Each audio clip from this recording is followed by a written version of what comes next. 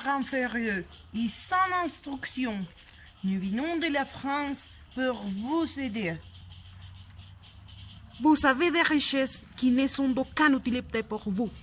Donnez-nous votre richesse et nous leur enseignerons une meilleure langue que la leur.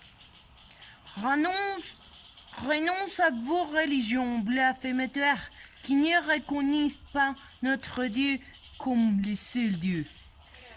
Nous savons vous civiliser.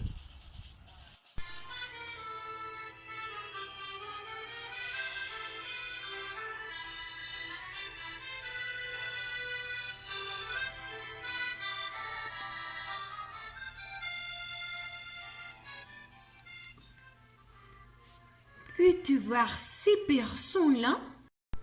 Ce sont des immigrants. Mon Dieu, je les déteste. Ils viennent seulement ici pour voler et demander des subventions au chômage. Oui, la situation est difficile en France. Et en plus de cela, ils sont en train de provoquer des problèmes.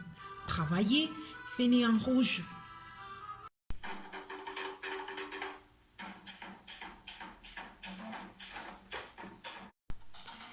Avec l'excuse de civiliser la population, d'évangéliser ou d'éduquer, les Français ont commis des actes violents et déshumanisants avec la population africaine.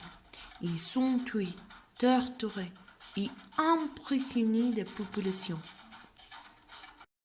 Ce qu'ils voulaient vraiment, c'était obtenir les ressources et une main-d'œuvre bon marché. Et ils l'ont justifié par les différences de couleur de peau.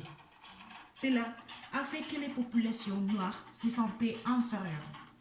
Elles considéraient leurs colonisateurs comme supérieurs. Je suis d'accord, Julie. En conséquence de tout cela, l'Afrique a dû affronter deux sortes de situations.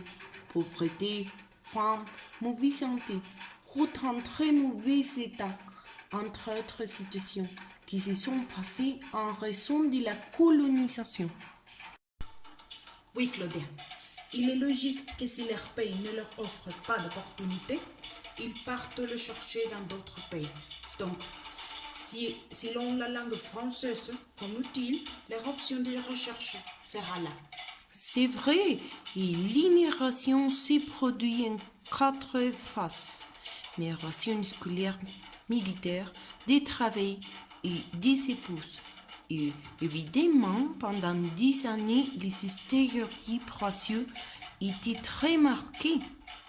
L'immigration des Africains n'avait pas l'air bien parce qu'ils n'étaient pas blancs, européens ou catholiques.